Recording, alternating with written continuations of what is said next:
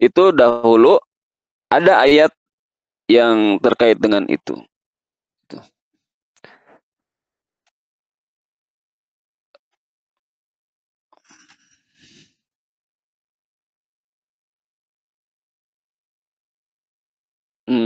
Sebentar, ada ayatnya itu.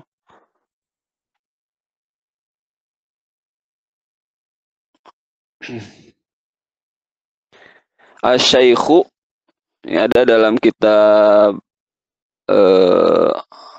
Syarah Jalalain itu dijelaskan hukumnya yang masih tetap ada tetapi ayatnya itu sudah dihapuskan itu diantaranya adalah asy-syaikhu wasyaikhatu idza zanaya farjumuhuma albattah. Jadi dahulu itu ada ayat bunyinya seperti itu. Asy-syaikhu wasyaikhatu, laki-laki yang sudah menikah dan perempuan yang sudah menikah. Idza zanaya, apabila mereka berdua itu apa namanya, berzina, farjumuhuma, maka rajamlah keduanya itu. Nah, ayat ini apa namanya, hukum ini masih diberlakukan dalam hukum Islam tuh. Jadi kalau ada orang yang berzina dan dia sudah nikah itu ya dirajam. Kalau hukum Islam diberlakukan seperti itu. Gitu. Tapi dalam merajam ini aturannya ketat sekali.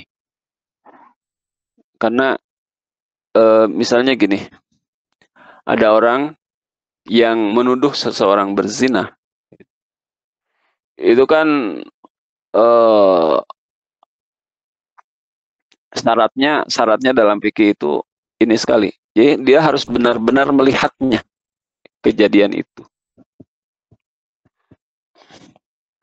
Jadi bukan sekedar dia melihat misalnya ada laki-laki dan perempuan berduaan lalu mengatakan dia sudah berzina. Enggak. Dia harus benar-benar melihat terjadinya perzinahan itu misalnya. Dan itu harus bersumpah pula dengan sumpah yang berat gitu. Dan kalau dia bersumpah dengan sumpah, kalau misalnya dia berbohong, misalnya ya redaksinya kan, kalau saya berbohong maka saya siap untuk dilaknat gitu. Itu kan sumpahnya itu berat banget. Dan kalau itu terjadi, kalau sumpah itu dilakukan, lalu yang dituduh berzina itu tidak berani bersumpah dengan sumpah yang sama untuk menolak itu, maka ya dirajam. Tapi kalau yang dituduh berzina juga bersumpah dengan nama Allah lalu siap untuk dilaknat pula, maka dia pun bebas. Itu terserah kepada Allah nanti urusannya di akhirat. Tapi kalau dia kemudian tidak berani bersumpah, ya dirajamlah hukumannya. Itu kalau misalnya ada orang yang diinformasikan kepada hakim sudah berzina, misalnya berzina. Itu rajam itu terjadi seperti itu. Dilakukannya rajam itu. Atau misalnya yang bersangkutan itu datang kepada hakim mengaku bahwa saya sudah berzina. Dan dia sudah menikah ya dirajamlah. Jadi bagaimana kalau misalnya orang berzina lalu tidak mengakui itu? Apakah perlu dirajam? Tidak. Jadi sifatnya hukum rajam itu bukan mencari-cari orang yang berzina untuk dirajam, bukan. Tetapi berdasarkan pengakuan itu yang pertama. Yang kedua, kalaupun orang mencari-cari kesalahan orang atau mencari siapa yang berzina, itu pun harus benar-benar gitu. Dia meyakini bahwa itu terjadi. Gitu.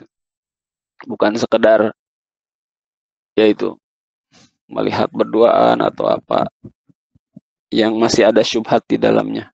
Gitu. Dan dia harus berani bersumpah. Gitu. Seperti itu. Sehingga Rasulullah SAW itu ketika ada seorang perempuan ya yang datang kepada Rasulullah. Ya Rasul, saya berzina gitu. Rasul tuh eh, mengabaikannya gitu, mengabaikannya. Tapi karena perempuan ini bersikeras gitu, mungkin secara psikologis ya, takut oleh Allah Subhanahu wa taala, takut siksanya di akhirat, maka dia ingin membereskan masalahnya atau dosanya itu ya di dunia. Makanya bersikeras kepada Rasulullah gitu. Supaya ya dihukumlah di dunia ini gitu. Tapi kemudian karena bersikeras ini Rasulullah SAW ya sudah, kamu tunggu nanti kalau misalnya barangkali hamil kan. Kalau misalnya hamil, lalu tunggu anakmu lahir. Setelah anaknya lahir, tunggu sampai dia selesai menyusu. Lalu setelah ternyata memang hamil, dan setelah lahir anaknya, disuruh untuk menyusui dulu sampai 2 tahun selesai, baru dia datang lagi kepada Rasulullah dan Rasulullah merajamnya, menyuruh para sahabatnya untuk merajamnya. Dan ketika ada sahabat yang mencela perempuan ini, Rasulullah SAW menghardiknya gitu, bahwa orang ini benar-benar bertaubat gitu, seperti itu. Nah, itu adalah juga membuktikan bahwa hukum ini ya masih diberlakukan.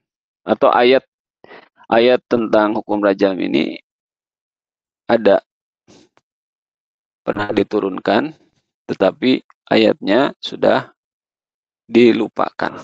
Tapi hukumnya tetap diberlakukan.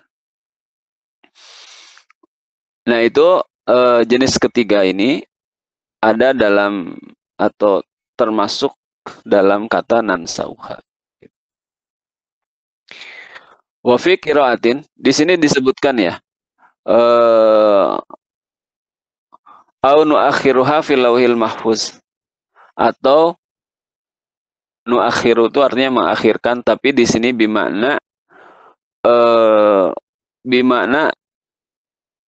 tidak mengajarkan kepada Rasulullah atau tidak membuat Rasulullah tahu ayat tersebut atau hukum tersebut fil lauhil mahfuz, di lauhil mahfuz.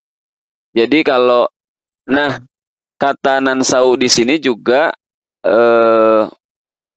ada 2 cara membacanya, atau ada dibaca nansau, ada dibaca nunsi.